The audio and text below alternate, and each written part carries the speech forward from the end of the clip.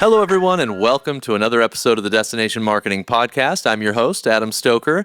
We've got a really fun show for you today. I've got a great guest that I'll bring in just a few minutes, but before I do, I think you can see by my shirt, it is World Cup season. And by the way, this isn't a World Cup shirt, but it's definitely my America 250 shirt. And we've got Independence Day coming up in 2 days. The World Cup's going on. And I'm feeling a little patriotic. So I've got the shirt on right now. I want to talk today, like my first topic that I want to discuss is related to something that I was able to do last night. And that's the fact that last night I was able to, with my kids, watch the World Cup game, the Team USA versus Bosnia Herzegovina. I'm still working on the pronunciation of that. I'm sorry to my friends in that country. I'm going to work on my pronunciation. But I was able to watch it with my kids last night, and I can tell you that soccer in this household has not been an important thing over the years. And in fact, I've very rarely been a soccer fan. When I turned it on, my kids were all like, you watch soccer? I said, when it's Team USA, I watch soccer, right? And we actually haven't gotten in the U.S. The opportunity very many times for the U.S. to go far enough for us to cheer very long in the World Cup. So this is a very unique World Cup because I think the U.S. has tied the farthest it's gone in 25 years. And so really exciting to see what's happened. But the World Cup has been a really interesting thing from a travel perspective, and I would like to talk a little bit about that. I was on a part of several conversations over the last several months where predictions were made around the projected success or failure of the World Cup. And I think the overarching belief, because of a lot of the political dynamic and a lot of the economic dynamics that were going on, was that the World Cup was generally going to be a failure from an attendance perspective. And there were some signs out there to demonstrate that that wasn't the case. Ticket sales were trending really, really well early on, and things were looking good. But at the same time, people were nervous. And I think we had a right to be nervous as well, because there is a lot going on in the world. We've got a war going on with the U.S. right now. We've got some political challenges going on. We've got economic challenges that are happening. And so I can totally see why there was a lot of hesitation. But this is a good reminder, I think, for all of us. Over 6 million tickets have been sold, and the lowest attended crowd at the World Cup was still filling 99.8% of the stadium.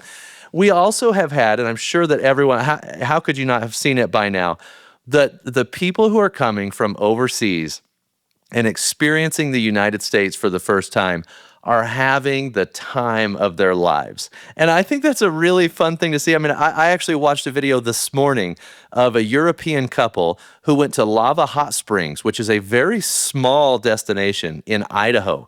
And they floated the river. They rafted the river up there, and they went over some rapids and stuff. And they're like, we don't have this in the UK. And it's just such a great reminder of a few things. Number one, I think the U.S. as a destination has just about anything you could ever want in a place to travel, from the mountains to the beaches to the people to the attractions. I mean, who knew, and this will, a little foreshadowing for our conversation that we're going to have today, who knew Buc-ee's was going to be one of the most popular things that Europeans and other foreigners who came here to the U.S. wanted to experience while they're here. And I just think it's a great reminder for all of us to take a step back, and we have a lot of things. I'm looking at the U.S. as a whole, but in our individual destinations, there's a lot of things that we are so used to because we live here, because we're from here, that when somebody comes and experiences it for the first time as a newbie, they're like, wow, this is amazing. And it's something you do on a Thursday night when the kids have something going on or whatever. So I just think it's a great reminder for us to take a step back and look at our destination objectively, not with the baggage that comes along with living in the destination for as long as we have, and realize that some of the overlooked experiences that are in the destination might be the thing that makes the experience for the visitor that comes. And we need to make sure that we're planning around that and understanding what those items are. The other thing that I want to say, and I think this is really important for every destination marketer that's listening, is I believe that live sports and events transcends political issues, foreign policy issues. It transcends economic issues. And when you are a fan of a team, you will spend too much money. You will go into debt. You will, even if it's a little bit dangerous, you'll go to a place or whatever it is. Live sports is one of the great tourism draws, one of the great economic drivers that is out there. And I think, yes, we're looking at this on the world stage, that soccer has most definitely drawn people to the U.S., but now we're getting to see the experiences that they're having in the destination. And I've talked a lot about how the marketing equation that I think is really effective is that attention plus trust equals action. If you can get their attention and then build their trust, they're going to take action. And what I believe is going to happen as a result of this World Cup is that we got the attention of the entire world through the World Cup. And then all these people coming and sharing their experiences here, the wonderful experiences that they've had in the U.S., that's the trust factor. I think we're building trust with the rest of the world by the people who are visiting, showing the wonderful experiences that they're having. I believe that from an international perspective, there will be a lot of action over the next couple of years as a result of that equation playing out. And I'm really excited to see it happen. And just remember, if you, in a world where digital experiences or digital connection is getting more and more difficult to achieve. And in fact, AI in some cases is even disintermediating our ability to reach the consumer as they're making a buying decision. And not only that, but we've got the algorithmic format in which all these platforms are delivering content. It's getting more and more difficult for destinations to control that connection with the visitor. But one thing you'll never lose control of with the visitor is if you have an analog event that can only be reached in your destination, it transcends all of those other issues, and they're willing to travel because the event is the draw, and then you can build trust through the experience you provide in the rest of the destination. And I hope that this is a great reminder for everybody that there is incredible value in sports. There's incredible value in analog live events. And I hope everybody is working on a strategy to take advantage of that as time goes on. And with that, I want to bring in our guest. Her name is Tori Davis, and Tori is the president and CEO of Experience Ruston, Louisiana. Tori, thank you so much for joining me today. I'm so happy to be here, and I feel like I need to give snaps to that monologue. That was so much of what we're talking about right now too. Is you get this captive audience that comes into your destination, and maybe they wouldn't have chosen to be there if it weren't for this specific event, but you have them there, and what are you going to do with that opportunity? So I love that. That's fabulous.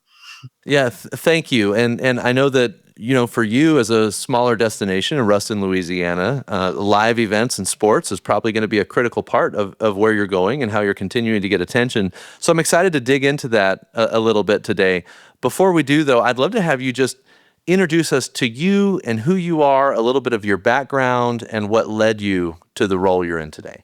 Absolutely. So I am a Louisiana native, born and raised in Shreveport, Louisiana, which is just about an hour west of where I am now, right here on I-20. Went to LSU for my undergrad, so got the SEC experience, which was very fun. And then decided to come to Ruston, Louisiana for my master's. So I got an MBA here at Louisiana Tech University. Ruston and Lincoln Parish is home to two universities. So we've got Louisiana Tech here in Ruston, and then Grambling State University, which is an HBCU just about 6 miles down the road in Grambling. So definitely a college town, very much a college town vibe. I never imagined that I would be, raising a family and walking through a career in Ruston. I kind of figured after I left LSU that I'd end up in, big city, Dallas, Baton Rouge, New Orleans, somewhere doing PR for maybe an agency. I majored in PR, so that seemed like that was going to be the track. And if I've learned anything over my, now 11 years in destination marketing, is that things never quite work out the way you think they might, and careers are not linear. And so it's been fun to kind of see it all play out. But I did get an internship when I moved to Ruston. I very much, I was one of the people that I try to combat now. I was very much there's nothing to do in Ruston. Coming from Baton Rouge, where there's a lot of activity always. It's like, there's nothing to do in that sleepy little town. I'll try to find an internship and see if I can, just stay sharp in my communication skills while I'm getting my master's, and got connected kind of serendipitously to the Convention and Visitors Bureau here, and came in as a marketing and communications assistant in 2015. So it feels like yesterday, but it's been a minute now. And that was really where I just fell in love with destination marketing. I didn't know that it could be a job to promote a place and all the things happening in that place. And when that concept really was introduced to me, it was like, wait, people get paid for this? I instantly fell in love with Ruston. And, when your job is to know what's going on, to be involved, to be present, you get bought in a whole different way. And so I just fell in love with Ruston, actually moved away, took a full-time job out of college at coastal Mississippi, so a regional DMO on the coast of Mississippi, and learned a lot there in my time, and just was able to, see definitely a bigger DMO and how that worked, and the sales component, and how that all integrated in with marketing, which was really valuable experience. But then I joked that I had FOMO of all the things that were, all the growth and the progress that was happening in Ruston. Me and my husband, who's from Ruston, just really felt called to come back. And so we came back about 2 years later and have been here ever since. I came back as the Main Street director for the city of Ruston. So I got a firsthand look at, city government, revitalization efforts. We have a lot of great things happening in our downtown. We have a 25-block historic downtown, which is beautiful. And so got to build a lot of relationships in that role, definitely with small businesses, and then was able to step into the director of marketing and communications role in 2020, which, as we all know, was a interesting year for tourism. Interesting time. Yes. Yep. So I've been here, working as the director of marketing and communications, and then most recently in January of this year, took on the title of VP of marketing and communications, and just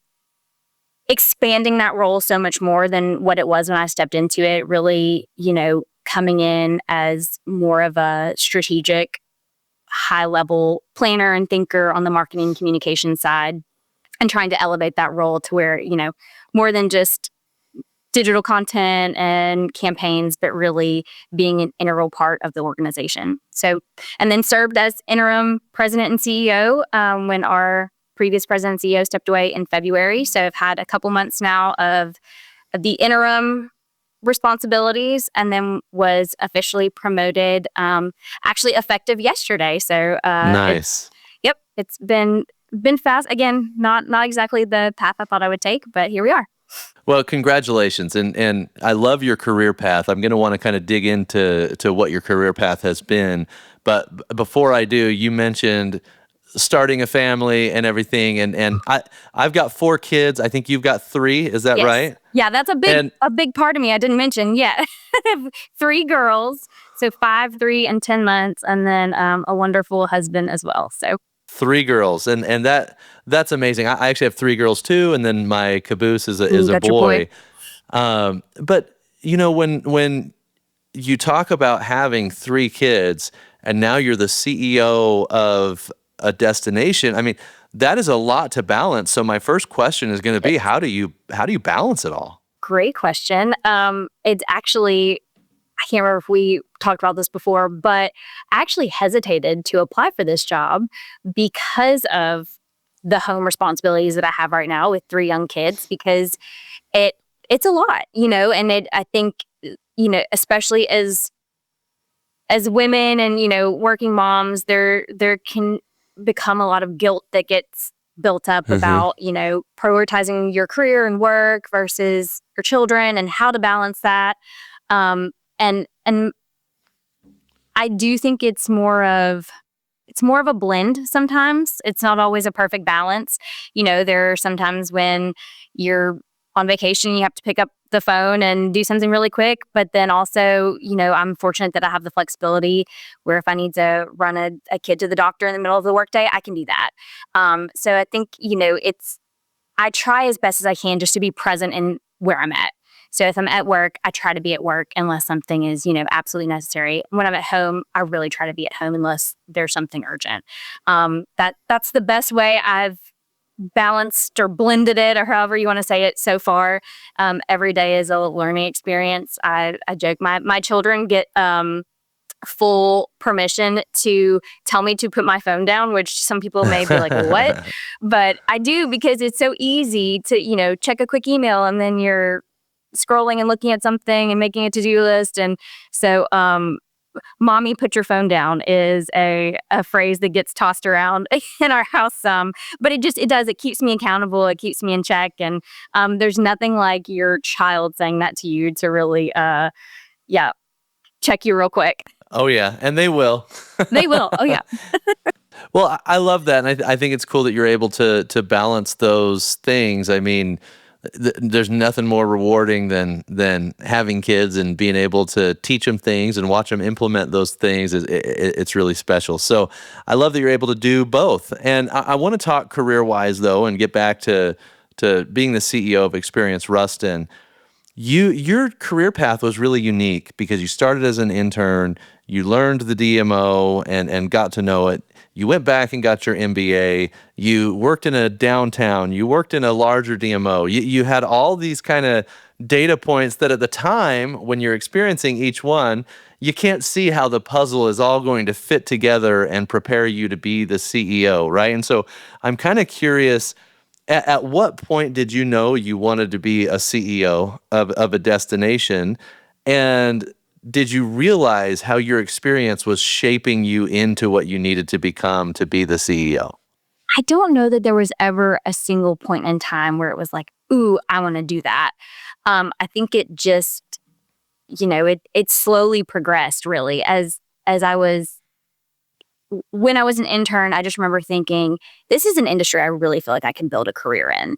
And when you think about building a career and the progression of your career, I think it's natural to think, okay, does that look like, would I want to stop at a, you know, VP of marketing position or CMO position? Would I want to move into that in a larger destination? Would I want to go up into more the CEO president level? And for me, I know that especially right now in this season of my life, I want to be in Ruston. I care deeply about this place. I feel like I have a lot of work left to do in this community. We've got family here, and definitely with 3 small children, that is very valuable. And so knowing that I wanted to be here for a long time, I think it felt natural that if I wanted to stay in this industry, that was the role that I would, be stepping into, hopefully, eventually.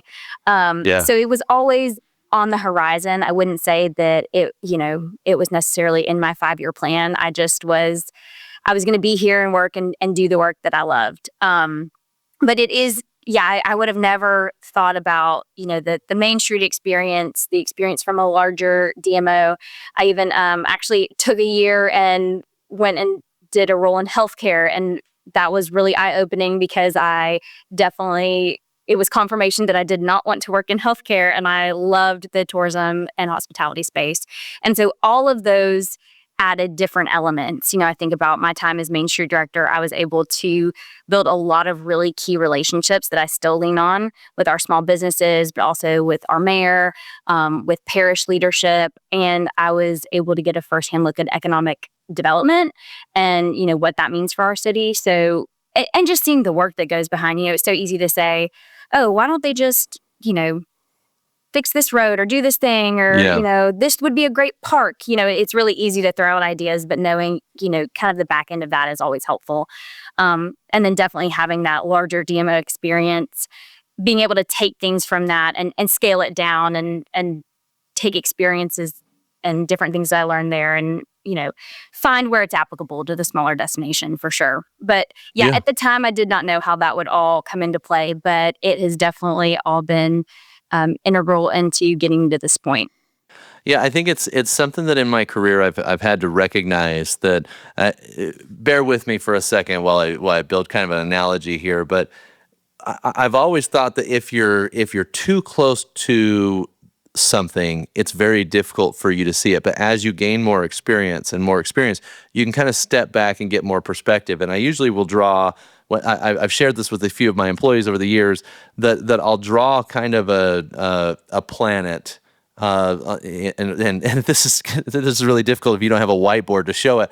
But I'll draw a planet and I'll show that when you're right up next to it, you can't even see that it's a planet. It just looks like a big wall, right? Mhm. And then each level of experience you get, you're taking a step back and you can see more and more and more of the big picture until finally, when you gain enough experience, you can kind of see how it all fit together and it kind of all got you to where you are today. And one of the things that's really difficult is keeping a good attitude in all of those steps where you're too close to it to see how it's all going to fit together. And I think that's just advice that I would give to anybody that's in the earlier part of their career and maybe frustrated with the role that they're in now or the experiences that they're having now. All of it is designed to help you get more context, more information for where you're going. And yes, that means that you might not have a perfect experience right now, but in 5 years, the negative experience comes in real handy as you're solving a problem that's in your new larger role. So that's just some advice that I would give to anybody that's listening that maybe earlier in your career, you can't see how it all fits together now. You know, if you're Tori and you're at the main street and there's things that are frustrating to you, that experience is going to be so valuable and important when you're the CEO of Experience Ruston, and it's so difficult to feel that in the moment. So that's one thing. But the other thing that I wanted to touch on with you is that most CEOs in the destination marketing space that I see have come up through sales. And I think it makes a lot of sense because sales is a place where you can show your impact and return on investment so clearly, right? If I go get the biggest events that Ruston's ever had, it's pretty clear that I was the salesperson that did that and I should be given leadership and opportunity to train and develop and whatever, right? On the marketing side, it's a little bit different because yes, you can still see a return on the investment, but there's so many different factors that play into marketing and decide whether or not a marketing plan is successful. And so sometimes marketers get overlooked when it comes to those CEO positions and opportunities. And so I'm curious for you, as you went through the marketing track as opposed to the sales track, how do you feel like that experience of marketing uniquely prepared you for the role you're in today? One of the benefits that I have of talking to so many different destination marketers is I get to hear the problems that are recurring over and over and over again for destinations. And one of the things that I am constantly hearing is just how expensive it is to generate content for a destination. And you know, there's a real challenge that destinations have where if you bring in a production crew and that production crew, you know, pulls together a lot of the different footage or the different broadcast spots or whatever it is that a destination is doing from a video content perspective, you're going to chew up so much of your content budget so fast by doing it that way. And as I heard several of those examples, I thought to myself, I think I can create a solution here that's going to fix part of this problem. And so after going back and forth with a few different destination marketers about the way their content flow is structured and the workflow that they're using, I came up with an idea that I think is going to be really, really valuable for the especially content-centric campaigns that are going to be needed to be successful in the industry. And so a lot of people are using user-generated content, and I think that's great, but there's still a lot of time spent kind of scouring the hashtags or scouring the different content that has been generated that features the destination. And I thought to myself, what if I can create a technology where destinations can put their content wish list out there, and then everyday creators, people that live in the destination, maybe they want a side hustle, maybe they're working on their photography or videography skills, whatever they're doing, they can go grab those jobs and produce them for really cheap. It was also really important to me as I created this to make sure that there's not a monthly recurring expensive software cost to this, because I just feel like there's so many SaaS products that are hitting the monthly P&L for destinations.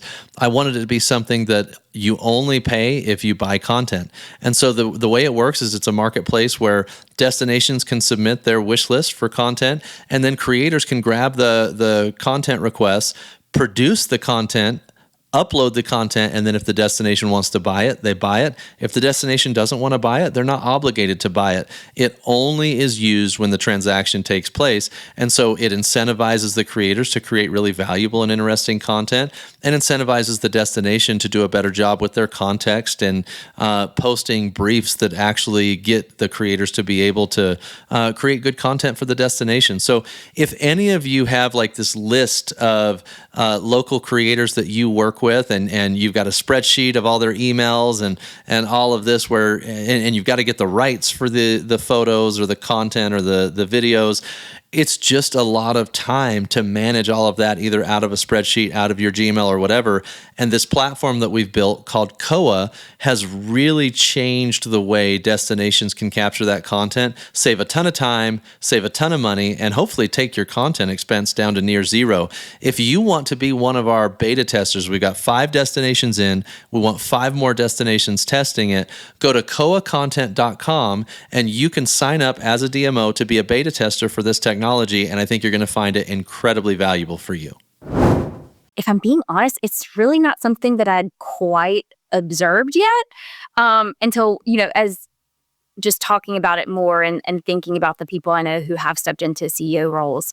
And it makes a lot of sense. Like you said, there's that very clear ROI. There's a lot of, you've got this framework of what you're bringing and how that's impacted the destination, and you can see it in the room pickups and all of that.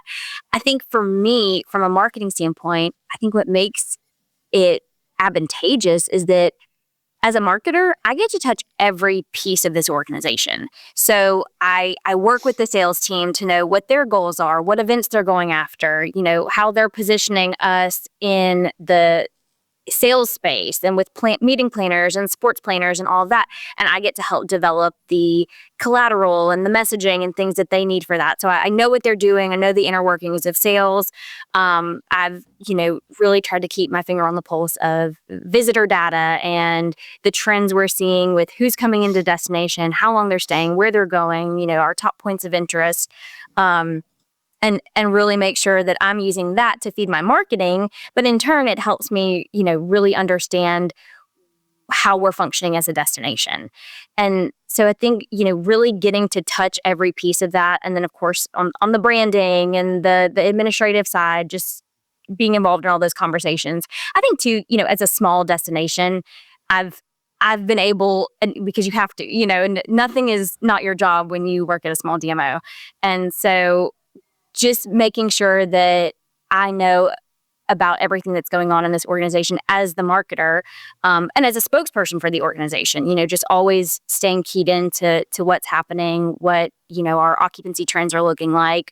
I was fortunate to be pulled into our board meetings and to, important partner meetings. And I made sure that anytime I was given that opportunity, I always showed up and took a seat at the table when it was offered to me, or advocated for myself to be in rooms where I felt like, maybe it's not directly, a campaign we're working on or something that marketing might traditionally touch, but I still like to be in the room and give my insight and, have a voice to that and see if there's something we can play off of. So I think that's the advantage that marketers have is getting to touch every piece of the organization and know what's happening, because you have to as the source of information for the organization.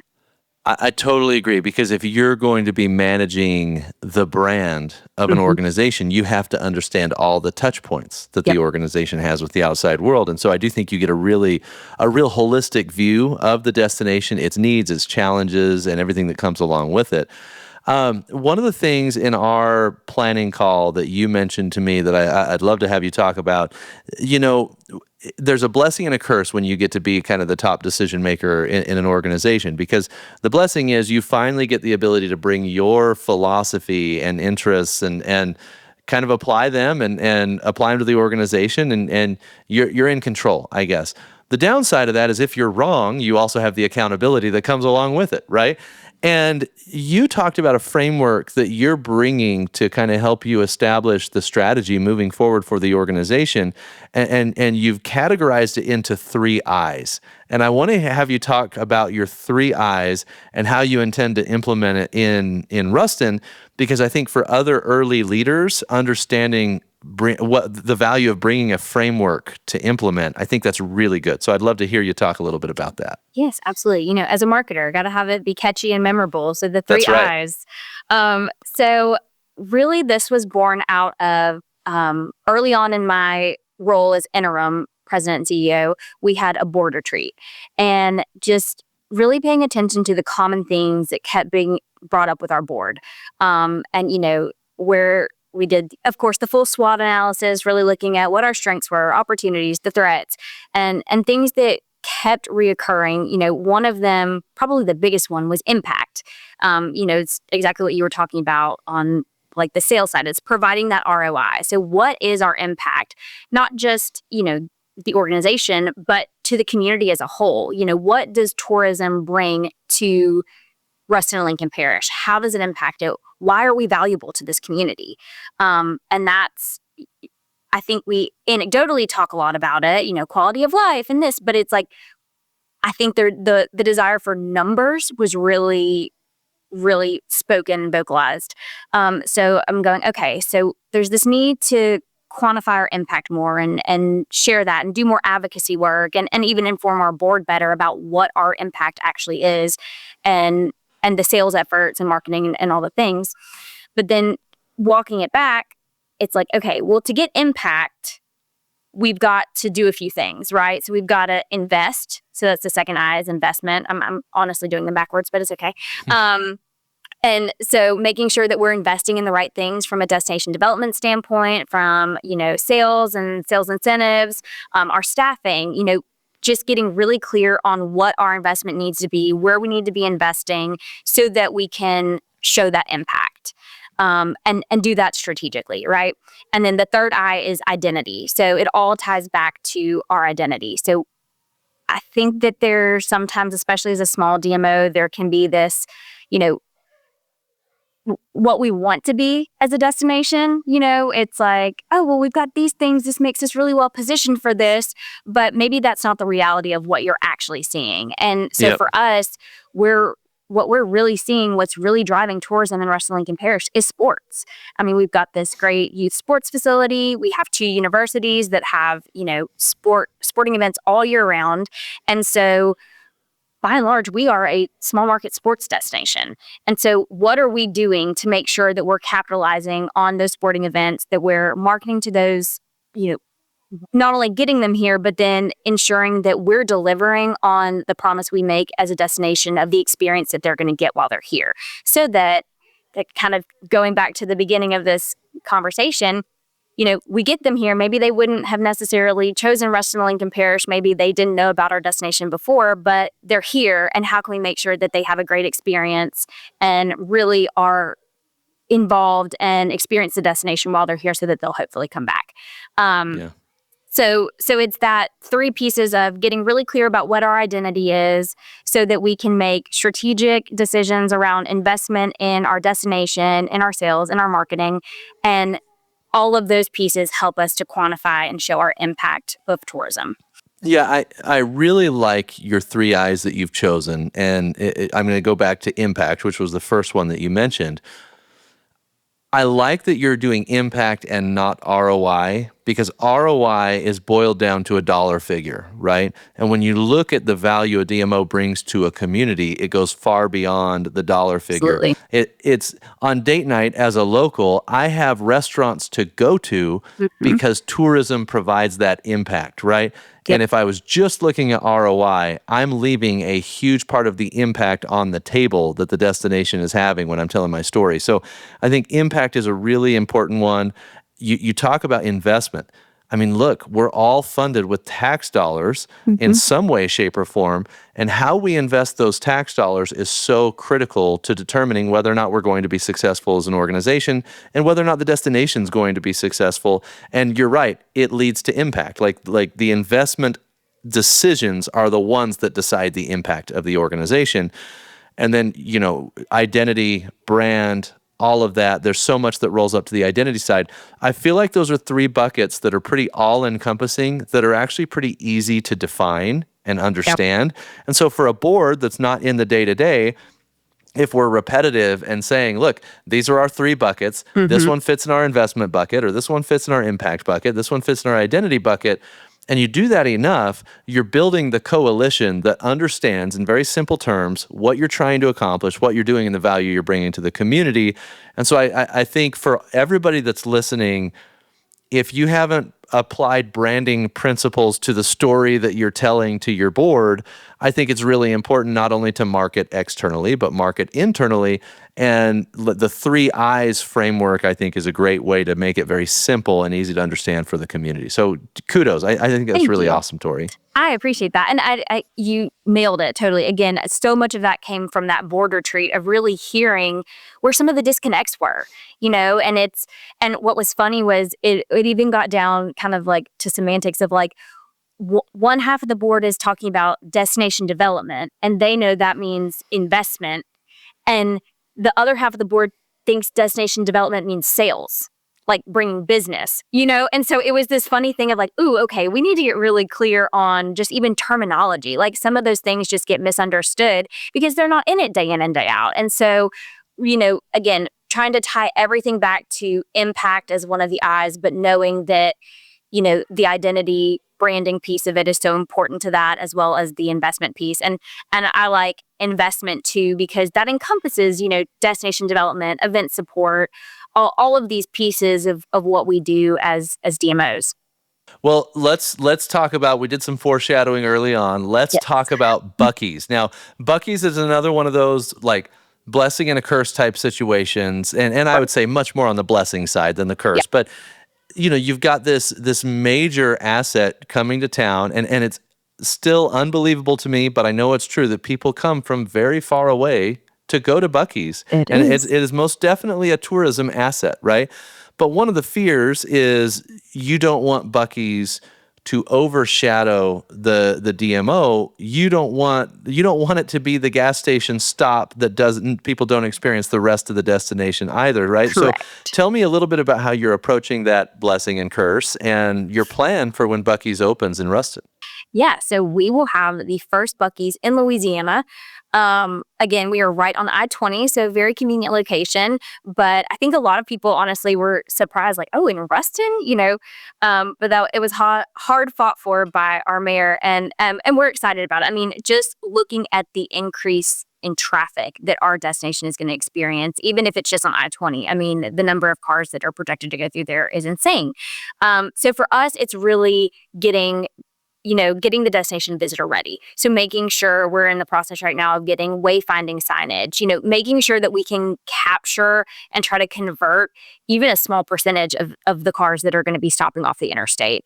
So just getting our destination ready for that in just really practical ways. It's kind of simple, but making sure that you're building awareness through signage, through marketing.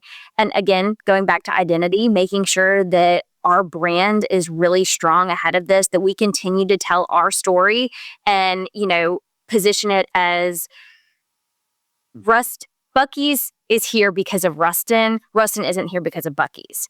And I think that that's so key is that, we've got so much more to offer. Again, we're this thriving college town, this great downtown, amazing outdoor amenities. And so making sure that we just capture that low hanging fruit of all of these vehicles that are going to be coming in and making sure that we just have a presence and we're strategic with our marketing, working with some geo fencing and geolocation campaigns and just trying to get ahead of it, being proactive. I think, we want to look back and say, we took this head on. We didn't wait to see what Buc-ee's was going to do to our community. We shaped the story of how Buc-ee's was going to be part of our story, not the other way around. I really feel like Buc-ee's is one of those assets that is going to bring so much traffic that if you have a solid intentional marketing strategy on how to get people not just to stop and fill up and go get some brisket, but to actually venture out and experience the community,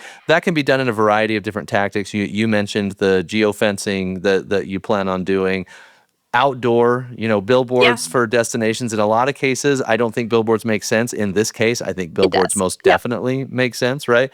And so it's going to be fun to watch how your strategy takes shape. I would love actually to do a follow-up episode Yeah. where once you've implemented your strategy, you can tell us a little bit about what worked, what didn't, and what impact, going back to your three Yep. eyes, Buc-ee's has had on the destination. Absolutely. It is definitely going to be a learning experience, and we're excited to see, every destination is a little different with a an attraction of this kind of, type and scale.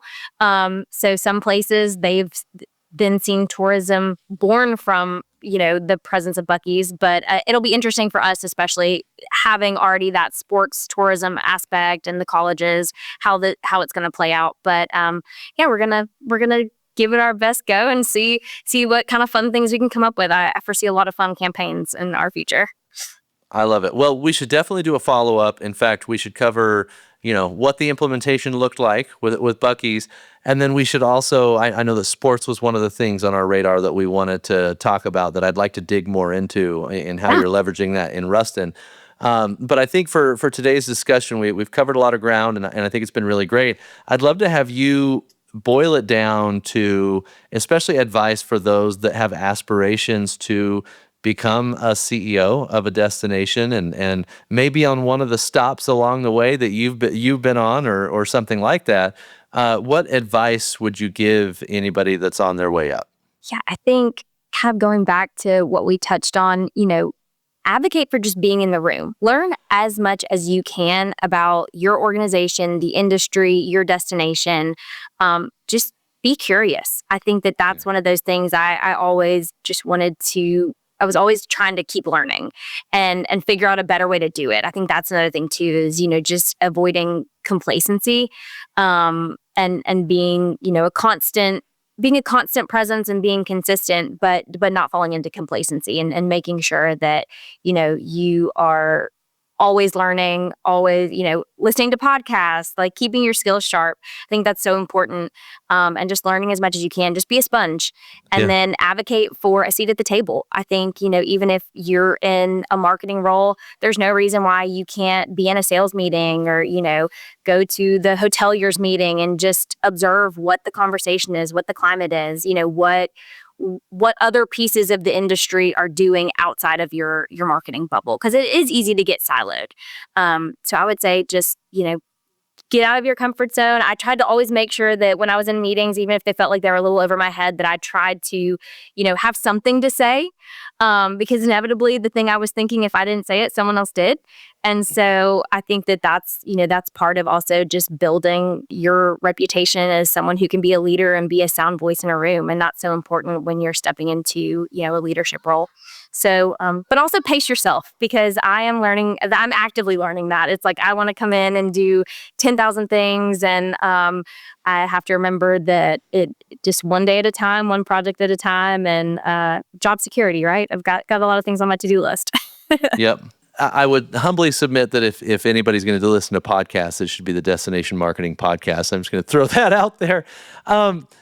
I also, you mentioned be curious and learn as much as you can. For those that have the attitude of that's not my job, in most cases, what you're doing is guaranteeing that it never will be. Yeah, Right. And so I would be real careful with that. You do want to learn the jobs of those around you and above you, because that's the way to prove you're capable of taking that next step. And so I absolutely. think I think your advice of being curious and learning as much as you can, I would probably just add the caveat, even if that's not your direct job description today. 100%. Yep. Cool. Tori, this has been awesome. I really appreciate you taking the time and letting us get to know you a little bit. If people want to learn more about you or Experience Ruston or anything else, what's the best way to get a hold of you? I mean, we're on, all the socials, Facebook, Instagram, LinkedIn. You can find me personally on LinkedIn, Tori Ward Davis, or Experience Ruston on LinkedIn as well. And then our website, we, keep keep all the things rolling on there, experienceruston.com. But yeah, I'd love to connect with anyone who has questions about what we're doing and or has suggestions. Again, I'm always learning. If you are like, ooh, we faced something similar, and you want to share your case study with me, I'm all ears. Awesome. Well, Tori, thanks for sharing your experience and expertise with us today. Thanks for having me, Adam. Awesome. And thanks everybody for listening. If you enjoyed today's episode, please don't forget to leave us a rating or a review. It helps us continue to bring you amazing guests like Tori. Thanks everybody, and have a great week. If you have one of the templated destination websites in the destination marketing space, your website is irrelevant. If you have built your value to your stakeholders on clicks that come to your website, you are about to be irrelevant. The website issue in our space is a huge, huge problem, and we are working our way towards a cliff that's going to be very difficult to recover from for so many of the destinations who've been comfortable with a templated, glorified directory website for a long time.